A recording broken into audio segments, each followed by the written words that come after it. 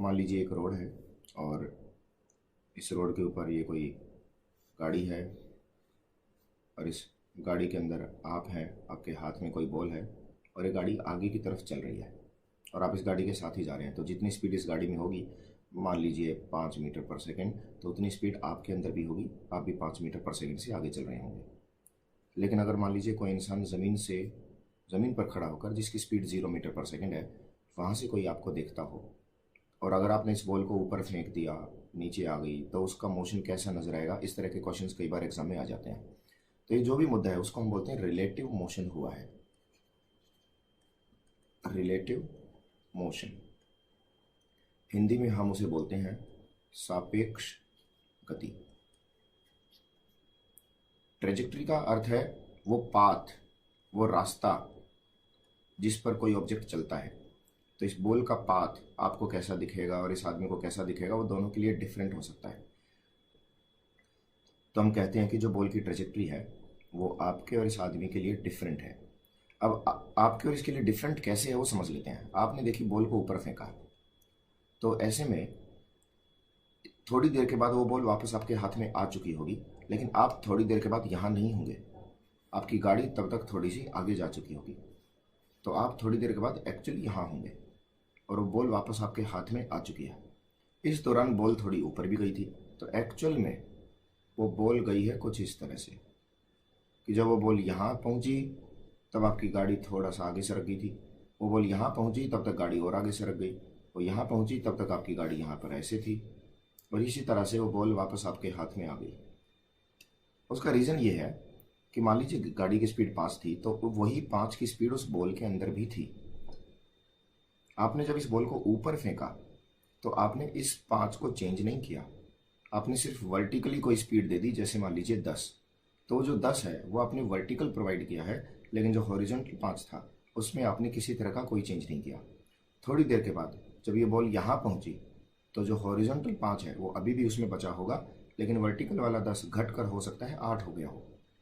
ऐसे ही जब ये बॉल इस पॉइंट पर पहुंची जो इसका हाईएस्ट पॉइंट है, अब तक भी आगे बढ़ने वाली जो स्पीड है 5 वो उस बॉल में है, लेकिन जो वर्टिकली ऊपर उठने वाली स्पीड थी वो उसकी 0 हो चुकी है और अब वो बॉल वापस नीचे आना शुरू करेगी।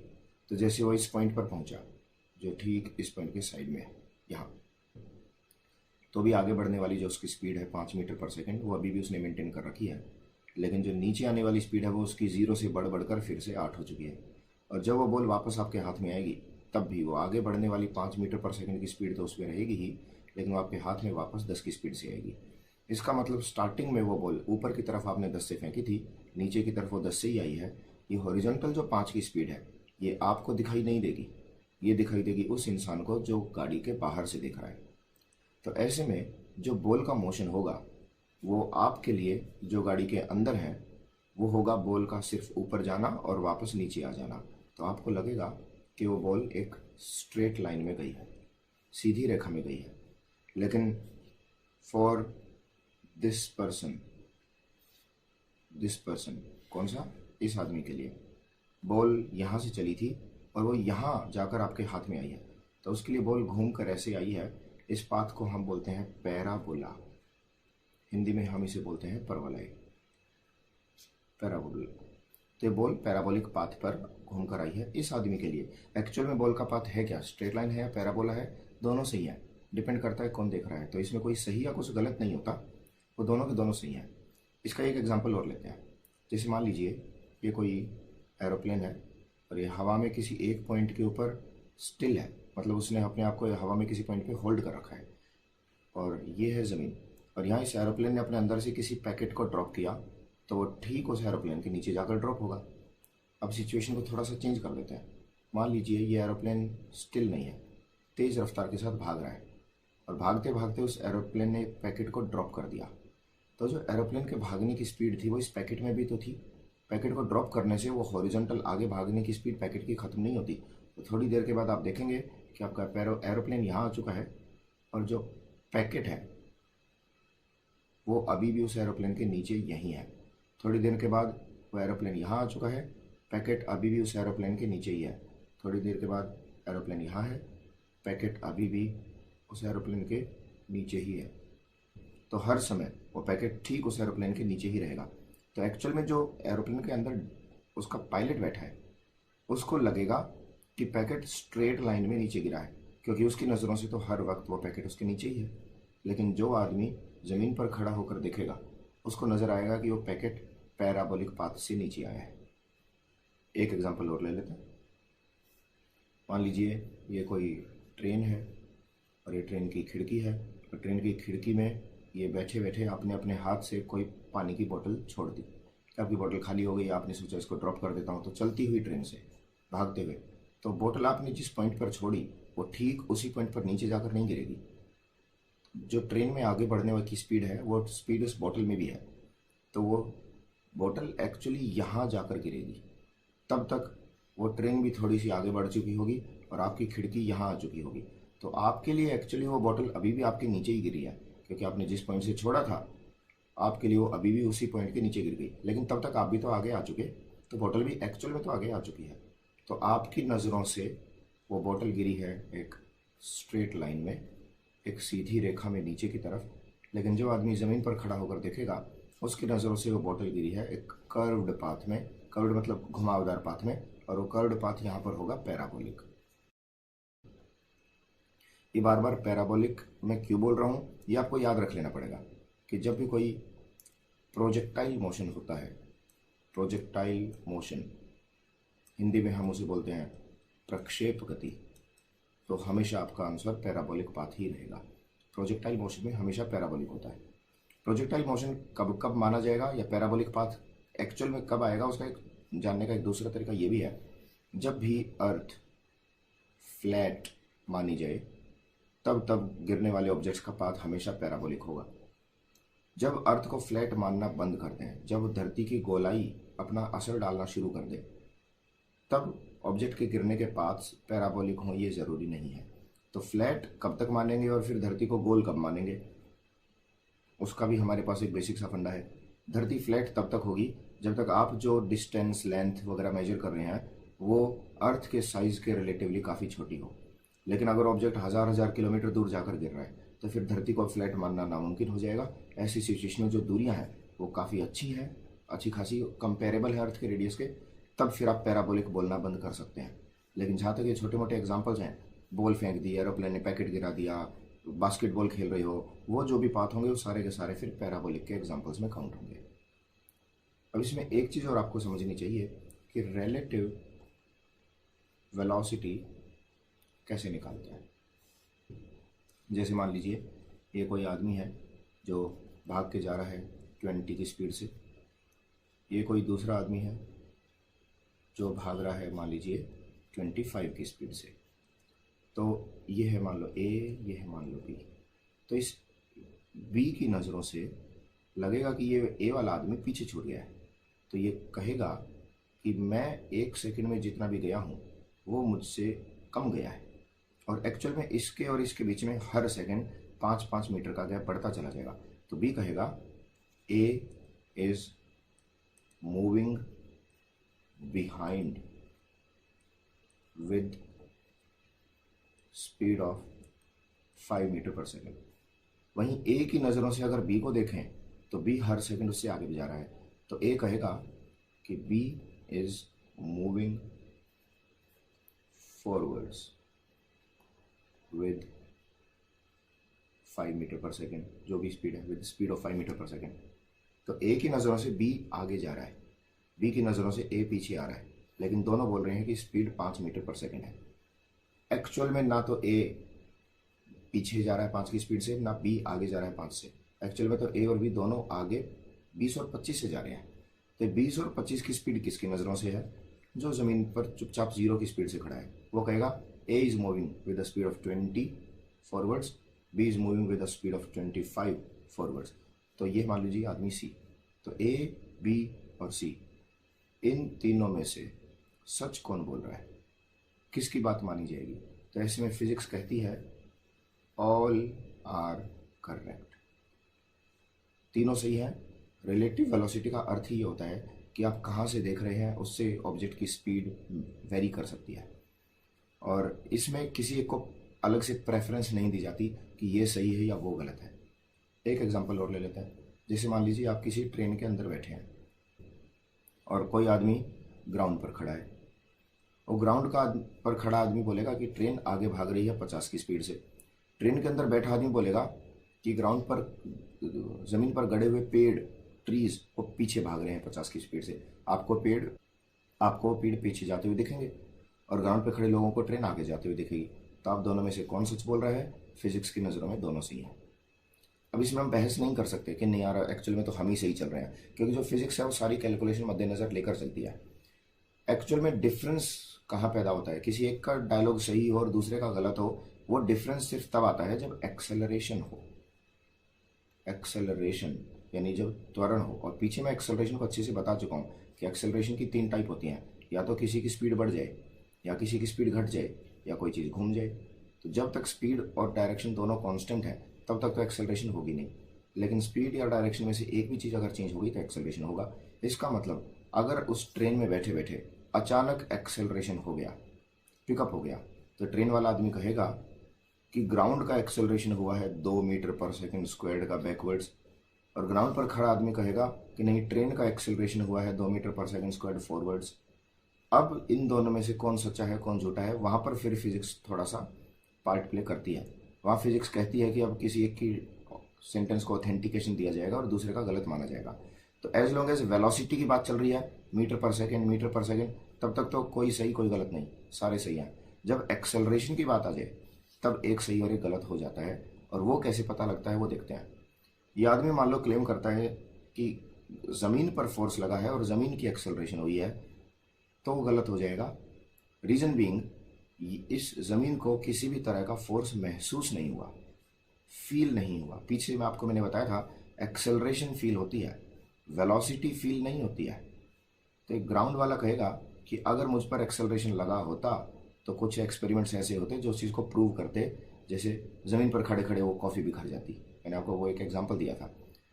तो ये आदमी कहेगा कि आप गलत हैं क्योंकि मुझ पर कोई विजिबल इफेक्ट्स नहीं आए, लेकिन आप पर एक्सेलरेशन हुआ है and I can prove it क्योंकि आपके ऊपर विजिबल इफेक्ट्स आए हैं। तो एक्सेलरेशन अपना इफेक्ट डालती है, वेलोसिटी का कोई इफेक्ट नहीं होता। वेलोसिटी हर इंसान के लिए डिफरेंट हो सकती है। अब मान लीजिए ये जैसे ये अर्थ है और ये अर्थ के ऊपर आप चुपचाप खड़े हो अपने घर में, आप भाग नहीं रहे और आपके हाथ में बॉल है, आपने इस बॉल को छोड़ दिया, तो आपकी बॉल किस रास्ते गिरेगी?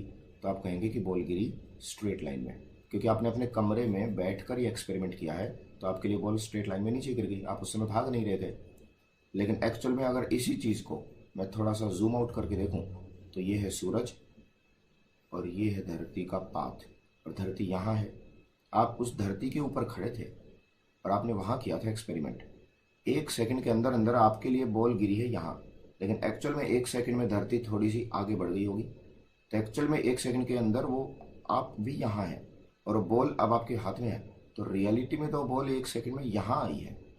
तो अब वो 1 सेकंड में 3 मीटर आई है या 1 सेकंड में वो 30 किलोमीटर आई है, किसकी बात माने? ये 3 मीटर उस इंसान की नज़रों से होगा जो कमरे के अंदर ही आपके साथ बैठा है। वो कहेगा हाँ बॉल 3 मीटर गिरी। लेकिन ये 30 किलोमीटर उसकी नज़रों से होगा जो सोलर सिस्टम से भी बाहर जाकर और वहाँ से ऑब्जर्व कर रहा है। वो कहेगा कि धरती उस 1 सेकंड में 30 किलोमीटर आगे आ चुकी है।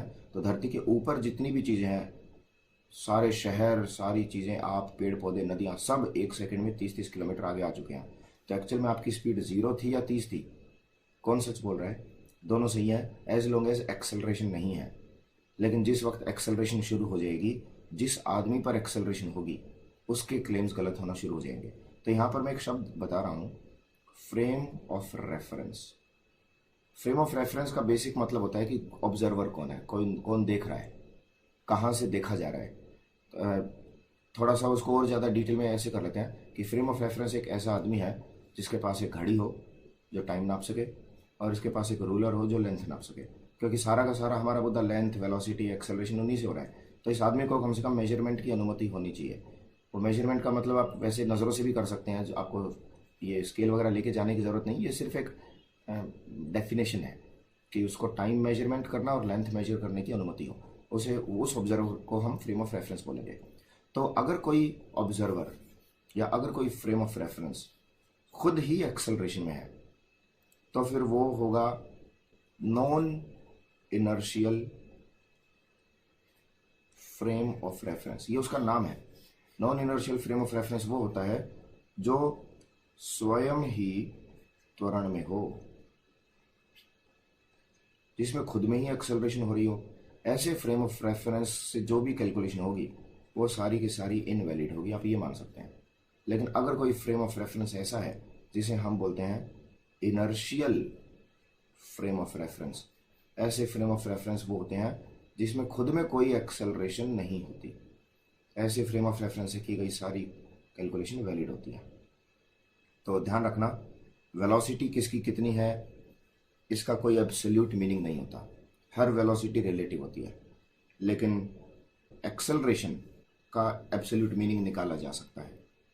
एनीवे, तो अब यहाँ पे आपको एक बेसिक सी बातें पता चल गई, कब आपको पैराबोला पे टिक करना है और कब आपको ये स्ट्रेट लाइन पे। इसके बाद अब हम करते हैं next part, equations and graphs. देखिए, मान लीजिए कोई पॉइंट है और यहाँ से कोई ऑब्जेक्ट आगे चलना शुरू हुआ और धीरे धीरे उसकी स्पीड बढ़ती चली गई।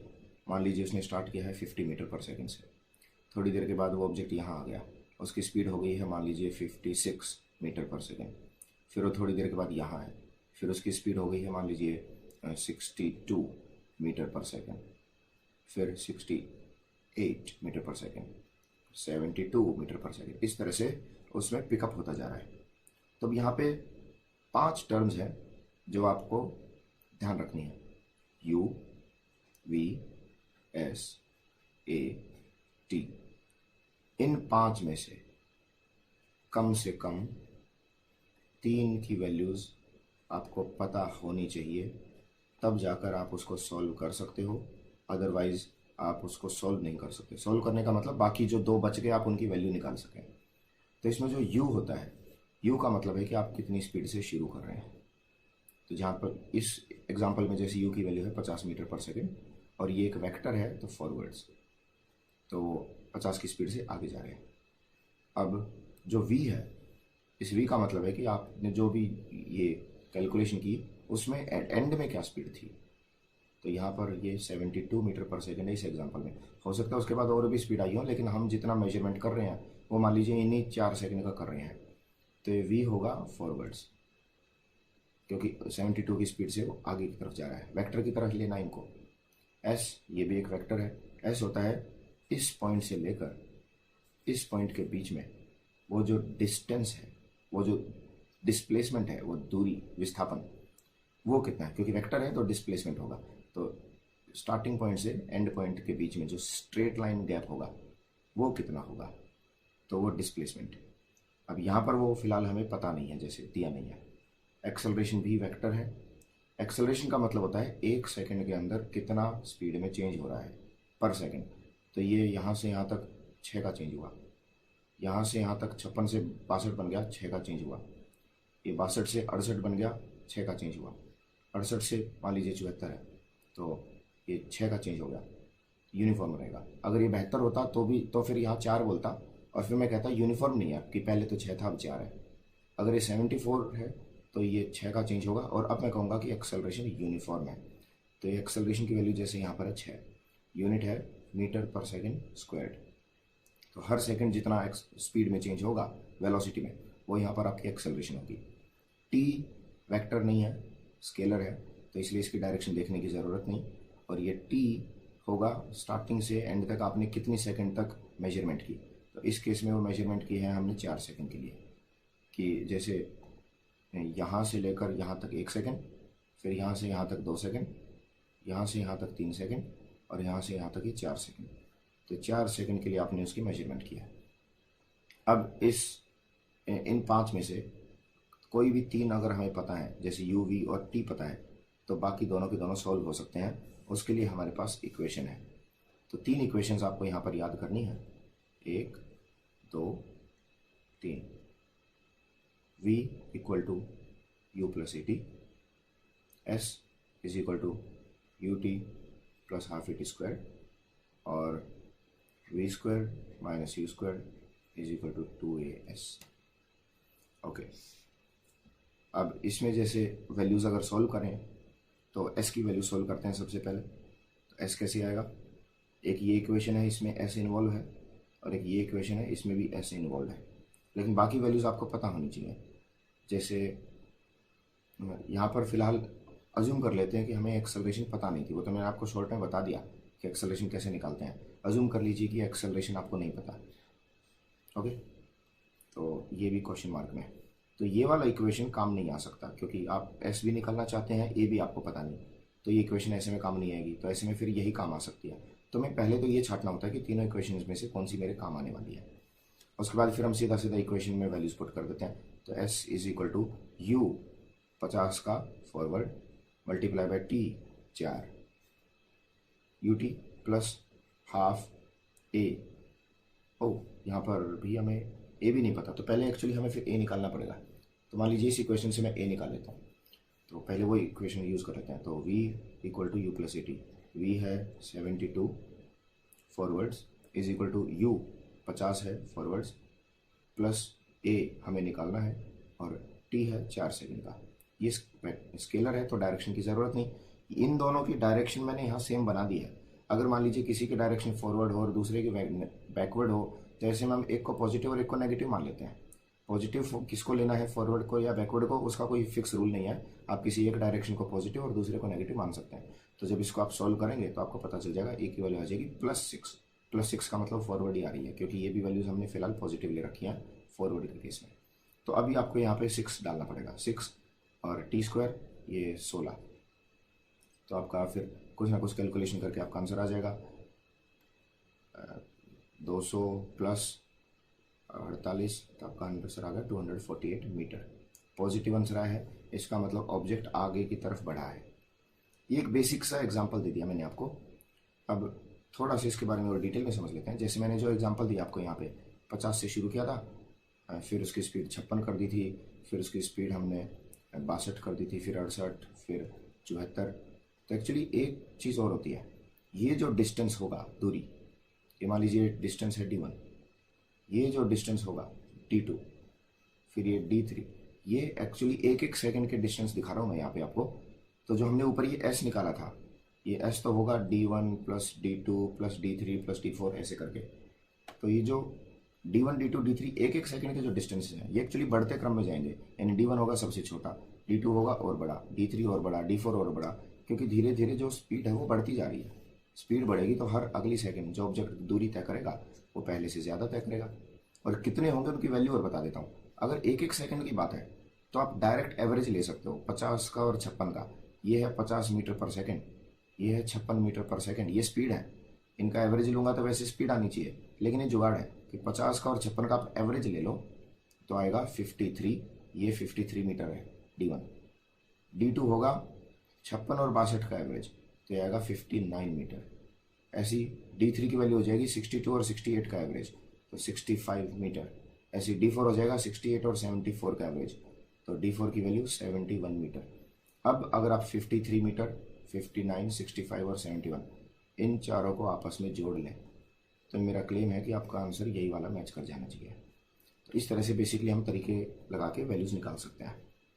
एनीवे, आगे चलते हैं। मान लीजिए इसी तरह से ये कोई आदमी है, छत से उसने एक पत्थर गिरा दिया और ये उसके हाथ में पत्थर है, उसने उसको ड्रॉप कर दिया। तो स्टार्टिंग में उस पत्थर की स्पीड है 0 मीटर पर सेकेंड। एक सेकंड के बाद पत्थर यहाँ है, फिर यहाँ, फिर यहाँ, फिर यहाँ, कुछ इस तरह से गिर रहा है। तो पहला पहला जो डिस्टेंस होगा ये छोटा सा होगा, उससे डिस्टेंस अगला थोड़ा ज़्यादा, अगला और ज़्यादा, अगला और ज़्यादा, क्योंकि नीचे गिरते गिरते पत्थर की स्पीड बढ़ती है। स्टार्टिंग में स्पीड 0 थी, एक सेकंड के बाद मान लीजिए उसकी स्पीड हो गई है 4, 2 सेकंड के बाद स्पीड हो गई है 8, 3 सेकंड के बाद स्पीड 12, चौथी सेकंड में मान लीजिए वो ज़मीन पर टकरा है 16 की स्पीड से। तो मैं देखता हूँ हर सेकंड जो स्पीड में चेंज है वो बराबर बराबर का है, 4 का चेंज, 4 का चेंज। तो मैं कहूँगा the acceleration is constant. Acceleration का एक्चुअली एटलीस्ट मैग्नीट्यूड तो कांस्टेंट है ही, डायरेक्शन भी कांस्टेंट है यहाँ पे। पर ये आपको मैंने अब सिखाया था पीछे कि एक्सेलरेशन कांस्टेंट कब होती है। इस केस में लगातार जो स्पीड में चेंज हो रहा है वो बराबर बराबर का हो रहा है, तो एक्सेलरेशन की वैल्यू यहाँ पे कांस्टेंट है। तो यहाँ एक्सेलरेशन 4 है, यहाँ भी एक्सेलरेशन 4 है, यहाँ भी 4 है, यहाँ भी 4 है। तो इसी को हम दूसरे शब्दों में बोलते हैं there is a uniform acceleration, की जो त्वरण है वो एक समान है, एक्सेलरेशन यूनिफॉर्म है। अब ऐसे में मान लीजिए मुझे इसमें निकालने हैं डिस्टेंसेस, दूरियां निकालनी है। तो यहाँ से लेकर यहाँ तक ये जो दूरी होगी ये होगी 0 और 4 का एवरेज 2 मीटर। फिर यहाँ से लेकर यहाँ तक ये जो दूरी होगी ये होगी 4 और 8 का एवरेज 6 मीटर। फिर ये दूरी 8 और 12 का एवरेज 10 मीटर। फिर ये अगली दूरी ये होगी 12 और 16 का एवरेज, ये आएगा आपका 14 मीटर। तो इस तरह से ये एक एक सेकंड के डिस्टेंस हमने निकाल लिए। ये एक बात और याद रखना कि अगर स्टार्टिंग हमेशा 0 से हो, कभी भी किसी भी एग्जाम्पल में, यूनिफॉर्म एक्सेलरेशन के किसी भी एग्जाम्पल में अगर 0 से स्टार्टिंग होती है, so if starting speed is 0 then ये मान लीजिए डिस्टेंस है d1, ये है डिस्टेंस d2, ये है डिस्टेंस d3, ये d4 d5, अगर और भी आगे होते तो then d1 ratio d2 ratio d3 ratio d4 d5 d6 is equal to 1:3:5 7 9, ये इसी रेशो में जाएंगे। कोई फ़र्क नहीं पड़ता उस टाइम पे एक्सेलरेशन कितनी है, लेकिन यूनिफॉर्म होनी चाहिए, बस जो भी है वो यूनिफॉर्म हो। तो ऐसे में d1 d2 d3 वगैरह के जो रेशो है वो ओड नंबर्स में जाएंगे। तो इसको मैं एक तरह से एक और एग्जांपल के साथ बना के दिखा देता हूँ। मान लीजिए आपने बॉल ऊपर से छोड़ दी और इस बॉल की एक्सेलरेशन 10 है, तो इस बार एक्सेलरेशन है 10 एक्सेलरेशन होने का मतलब है हर सेकंड स्पीड में 10 का चेंज होगा। और स्पीड मैं 0 से स्टार्ट कर रहा हूँ, तो 0 मीटर पर सेकंड, फिर 10 का चेंज हो गया, फिर स्पीड में 10 का चेंज हो गया, फिर से 10 का चेंज, और ऐसे 30 40 50 ऐसे स्पीड बढ़ती जा रही है। तो जो पहला ये डिस्टेंस होगा ये होगा 0 और 10 का एवरेज यानी 5 मीटर। अगला ये जो डिस्टेंस होगा ये होगा 10 और 20 का एवरेज यानी 15 मीटर। ये अगला डिस्टेंस जो 20 और 30 का है ये होगा 25 मीटर, ये 20 और 30 का एवरेज लेंगे। फिर यहाँ 30 और 40 का एवरेज लेंगे तो ये होगा 35 मीटर। अगर आप देख लो, अगर ये 5 को मैं x बोल दूँ तो ये 15 को मैं 3x बोल सकता हूँ ना, ऐसे 25 को मैं 5x बोल सकता हूँ, ऐसे 35 को मैं 7x बोल सकता हूँ। तो ये डिस्टेंसेज 1 3 5 7 9 ऐसे बढ़ेंगे। ये है एक एक सेकंड के डिस्टेंस। वहीं अगर मुझे पूरे टाइम के डिस्टेंस निकालने हो तो मैं देखता हूँ यहाँ से यहाँ तक ये एक सेकंड में कितना दूरी तय हुई, ये है 1x। 2 सेकंड में टोटल दूरी कितनी तय हुई स्टार्टिंग से लेके 2 सेकंड में, तो वो आएगा अब 1x प्लस 3x, 2 सेकंड का टोटल तो बनेगा 4x। 3 सेकंड का टोटल होगा 9x, कि इस 4 में ये 5 को जोड़ दो। 4 सेकंड का टोटल क्या बनेगा, इस 9x में अब ये 7x जुड़ेगा तो आंसर आएगा 16x। अब आप यहाँ पर ये पैटर्न देख रहे हैं, 1 4 9 16, अगला 25, फिर से आगे 36, यानी टोटल डिस्टेंस ट्रेवल्ड, जो दूरी तय की गई इन मान लो t सेकेंड्स, उनका रेशियो बनेगा 1:4:9:16:25 ऐसे करके। तो इसको ऐसे समझ लो जैसे ये 7x और ये 16x, इनमें क्या फ़र्क है, ये 7x वो दूरी है जो चौथी सेकंड में तय की गई, ये 16x वो दूरी है जो टोटल 4 सेकंड्स में तय की गई। चौथी सेकंड में और कितना गया और 4 सेकंड में कितना गया, ये अलग अलग बातें हैं, ये दोनों सेम चीज़ तो नहीं है। तो ये है इंडिविजुअल एक एक सेकंड का, और ये है टोटल n सेकंड का, t सेकंड्स का टोटल डिस्टेंस ट्रेवल्ड। इसके बाद ये तो हो गई इक्वेशंस। अब आते हैं ग्राफ पे कि किस तरह के ग्राफ हमारे बनते हैं। तो 2 केस हो सकते हैं, या तो एक्सेलरेशन है या एक्सेलरेशन नहीं है। अगर एक्सेलरेशन है तो हम बोलते हैं यूनिफॉर्मली एक्सेलरेटेड मोशन, तो एक्सेलरेटेड मोशन। और अगर एक्सेलरेशन नहीं है तो हम बोलते हैं नॉन एक्सेलरेटेड मोशन या फिर यूनिफॉर्म मोशन, एक समान गति। इसका मतलब ये है कि a की वैल्यू 0 डाल दो। तो यहाँ पे मैंने आपको 3 फॉर्मूले बताए थे ऊपर, v = u + at, v V square minus U square is equal to 2as, ये थर्ड है वैसे तो, but anyway, S is equal to U T plus half A T square. अब इस केस में ए की वैल्यू 0 डाल दो, इन्हीं फॉर्मूलों को यूज़ कर लो, लेकिन उसमें जहाँ जहाँ ए है उसकी वैल्यू 0 डाल दो। तो पहली इक्वेशन क्या बनी, v इक्वल टू यू, यानी जितनी स्पीड से शुरू होगा उतनी स्पीड पे एंड होगा, क्योंकि एक्सेलरेशन तो है नहीं, स्पीड चेंज नहीं हो सकती। सेकंड, a की वैल्यू 0 डाल दो, तो V square minus U square is equal to 0, यानी V square is equal to U square, यानी v इक्वल टू यू। बात तो वही बनी। Third, s is equal to U T plus half A T square, A गायब कर दो, तो s is equal to you T या फिर वी टी, क्योंकि u और v तो सेम है। इसका मतलब displacement upon time is equal to you या फिर v। तो कितना दूरी अब विस्थापन तय किया और कितने समय में, तो वो आपको स्पीड की वैल्यू दे देगा, ये यहाँ पे वेलोसिटी की। ये ध्यान रखना, ये इक्वेशंस ऑफ मोशन सिर्फ और सिर्फ तब काम आएंगी जब 1D मोशन हो, यानी कोई ऑब्जेक्ट स्ट्रेट लाइन में चल रहा हो, तभी ये काम आएगा। अगर कोई ऑब्जेक्ट 2D में चला गया, 2D में या कोई 3D में चला गया, उस टाइम पे ये इक्वेशन ऑफ मोशन मत लगाना, वो थोड़ा सा कॉम्प्लिकेटेड हो जाता है। इक्वेशन ऑफ मोशन बाहर लगा सकते हैं पर वो इतना आसान नहीं है, इसलिए मैं आपको आगाह कर रहा हूँ कि ऐसे केस में आप लोग मत करना, उसके लिए आपको अच्छी खासी प्रैक्टिस की ज़रूरत होती है। एनीवे, तो अब ये इक्वेशन ऑफ मोशन हमें एक बार पता चल गई, तो इनसे हम ग्राफ निकाल सकते हैं। जैसे मान लीजिए मैं इनको सेपरेट ही रखूँगा, अलग अलग, इधर एक्सेलरेटेड उधर नॉन एक्सेलरेटेड। जैसे ज़्यादातर एक्स एक्सिस में होता है टी, और यहाँ पर मैं अलग अलग चीज़ें चेंज करते रहूँगा, कभी मैं एस लगा दूंगा, कभी मैं वी लगा दूंगा और नीचे टी, और यहाँ पर टी और यहाँ पर लगा दूंगा ए। इसी तरह से इधर करते हैं, acceleration time, velocity time, displacement time. तो सबसे पहले मान लीजिए आपको निकालना है डिस्प्लेसमेंट टाइम ग्राफ। तो इनमें वो इक्वेशन पकड़ो जिसमें डिस्प्लेसमेंट और टाइम दोनों हो। ये इक्वेशन नहीं काम आएगी। इस इक्वेशन में डिस्प्लेसमेंट तो है लेकिन टाइम नहीं है, इस इक्वेशन में डिस्प्लेसमेंट भी है, टाइम भी है।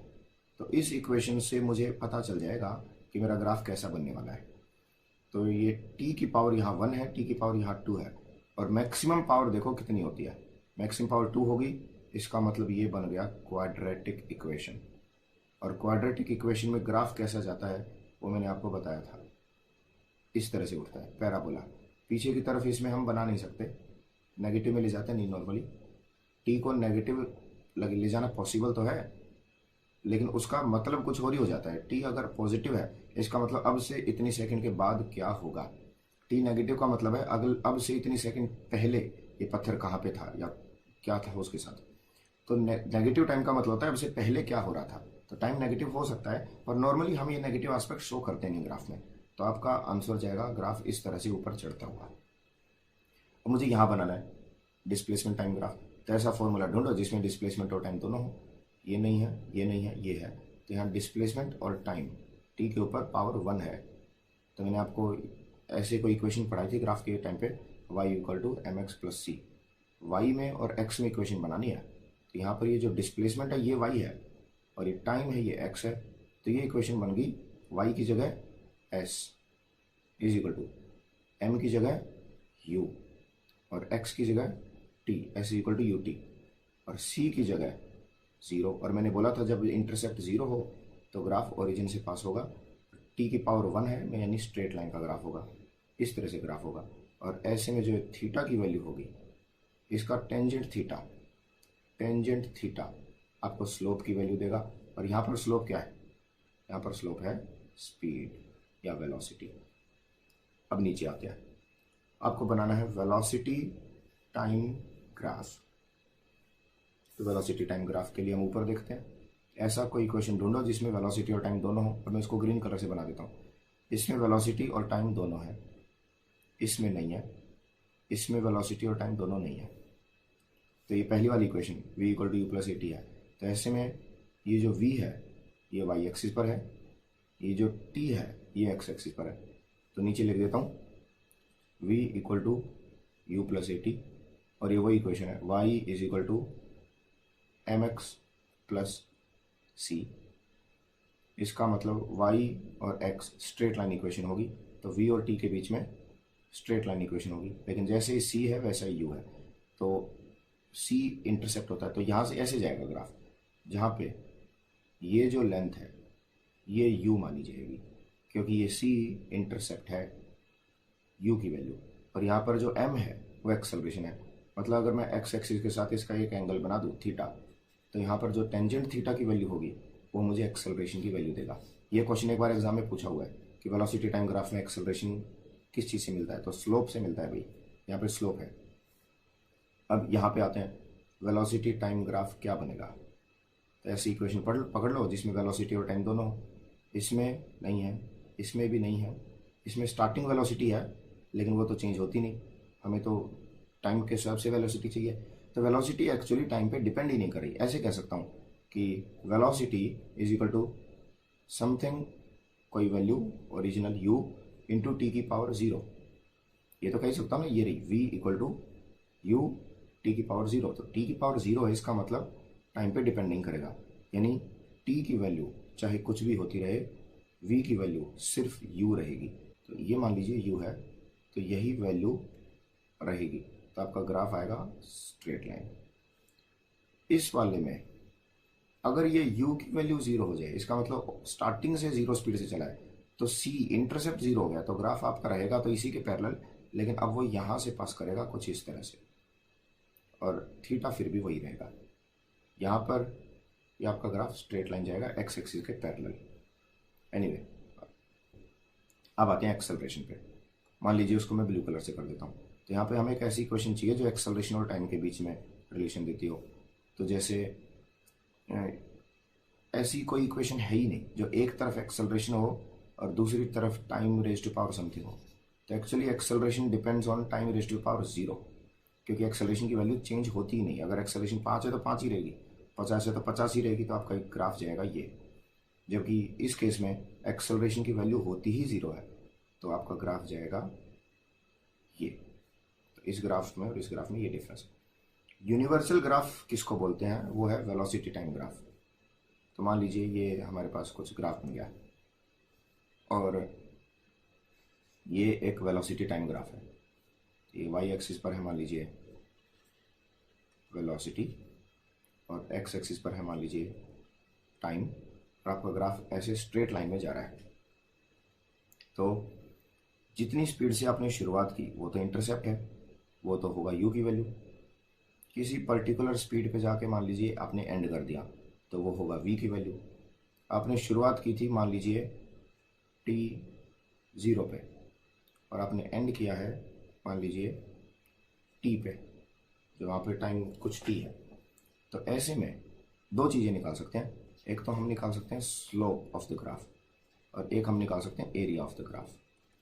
तो जो स्लोप होगा वो होगा, यहाँ पे एक्स एक्सिस के पैरेलल कुछ लाइन लगाओ, ये एंगल देखो, टेंजेंट थीटा निकालो। Slope is tangent theta is equal to perpendicular, मतलब v माइनस यू, अपॉन में बेस मतलब t। और स्लोप यहाँ पर फिर हमें देगा किस चीज़ के बारे में नॉलेज, ये ऐसी चीज़ के बारे में बताएगा जो परपेंडिकुलर को बेस से डिवाइड करके मिलता हो, यानी वेलोसिटी अपॉन टाइम देता हो, यानी ये एक्सेलरेशन है। तो देखिए ये चीज़ हमें मिल गई इसमें। अब इस t को इधर ले जाओ, u को इधर ले जाओ, तो ये actually v equal to you plus A T ही आ जाता है।